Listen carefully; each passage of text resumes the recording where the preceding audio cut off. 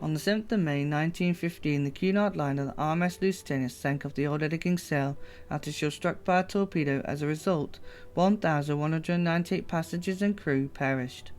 Out of those who perished were 94 children. One of these children was Robert Logan, a 2-year-old boy who was travelling with his mother, Ruth Logan, to Scotland, where they were to be reunited with Ruth's parents, while Robert's father, who was serving as a corporal in the First World War. Tragically, Robert didn't survive, but Ruth did. But how is this possible?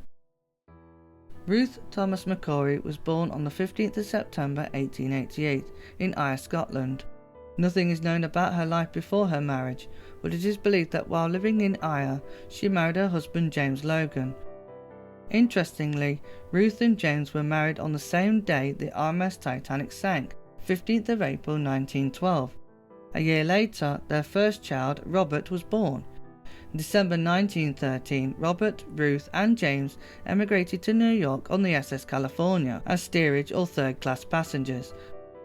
Upon their arrival, the couple settled down in New Jersey. After living in New Jersey, the Logans moved back to New York City, though the date or year of the move isn't recorded.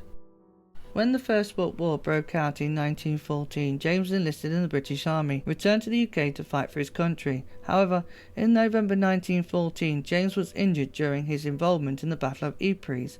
By May the following year, he had recovered and was returning to the front. Meanwhile, Ruth made plans to move back to Scotland with Robert, so they would be closer to James.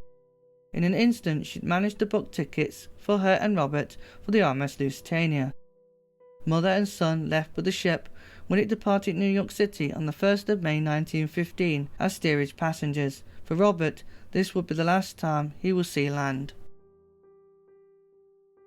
On the 7th of May, the Lusitania was struck by a torpedo that was launched by the German U-boat U-20.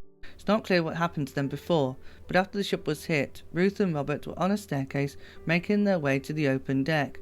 Robert was walking ahead of Ruth, so if he missed a step he would not fall far from his mother. All around them, people were coming behind them. They were in the middle of a stampede when Ruth took no chances and seized Robert while the Lusitania was listing to one side.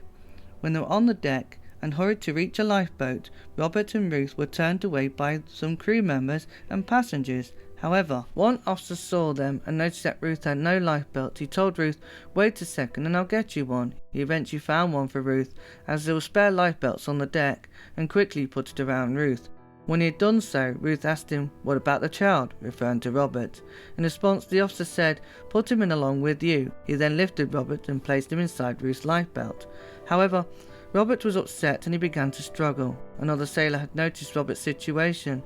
He advised Ruth to put her son down until he could get her lifebelt put on right. However, Ruth was determined to have someone fetch a separate lifebelt for Robert. So the other sailor hurried to get one, but Robert would never have a lifebelt, nor would he survive the ordeal.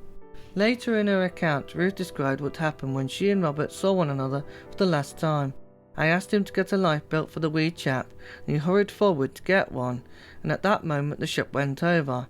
I held on to his hood, and we went down together, and I still had a grip of him when we came to the surface, but the child's struggles and the struggling of hundreds of others in the water around me caused us to be separated. Ruth was seen floating in the water for nearly 5 hours. In the evening, around 7 p.m, she was picked up by a torpedo boat. It was where she fell unconscious from the ordeal. She regained consciousness when the boat arrived in Haulbowline, an island near Queenstown Harbour. Sadly, it was there that she learnt of Robert's death. Robert's body was recovered, and when his lifeless corpse arrived in Queenstown, Ruth was able to identify him. Robert was buried at the old church cemetery. Ruth continued her journey to Scotland, where she was reunited with James. After the end of the First World War, the couple returned to New Jersey and had 2 more children, Jean and Robert, named after his older brother. Ruth died around March 1929 while in Bergen, New Jersey with her husband and children.